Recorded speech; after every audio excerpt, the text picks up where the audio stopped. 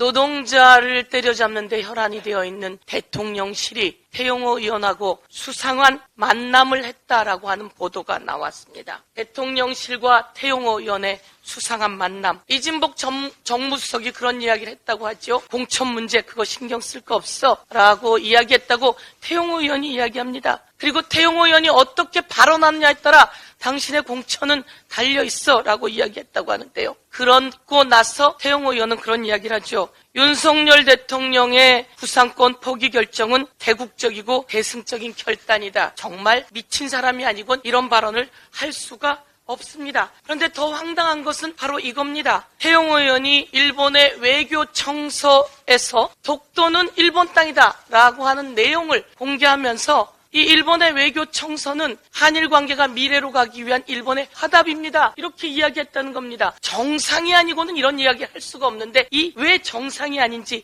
이제 드러나게 된 거죠. 대통령실과 태용호 의원의 수상한 만남. 이와 관련해서 대통령실이 정치에 개입한 거 아닙니까? 정무수석이 이렇게 이야기를 한 것은 대통령이 화를 내서 이야기한 거 아닐까요? 아니 왜 아무도 나를 안 받아줘? 라고 안 받아쳐줘. 왜 아무도 나를 도와주지 않아? 라고 이야기를 해서 정무수석이 이렇게 이야기를 한 것 같은데요. 이거는 대통령실의 정치 개입입니다. 공천, 선거 등을 미끼로 대통령실 공무원이 선거에 개입하면 이건 선거법 구조 위반입니다. 선거법 구조 위반이고요. 그리고 선거법 구조 2항에는 경찰과 검찰은 이에 대해서 바로 수사해야 된다. 이렇게 나와 있습니다.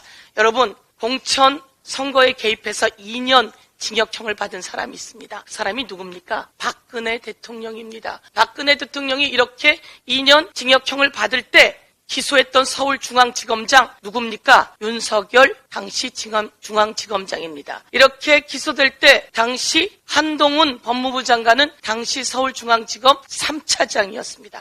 다시 한번 경찰, 검찰은 압수수색해야 되는 거 아닙니까? 수사에 나설 것을 촉구하겠습니다. 구독과 좋아요는 봄의 뉴스에게 큰 힘이 됩니다.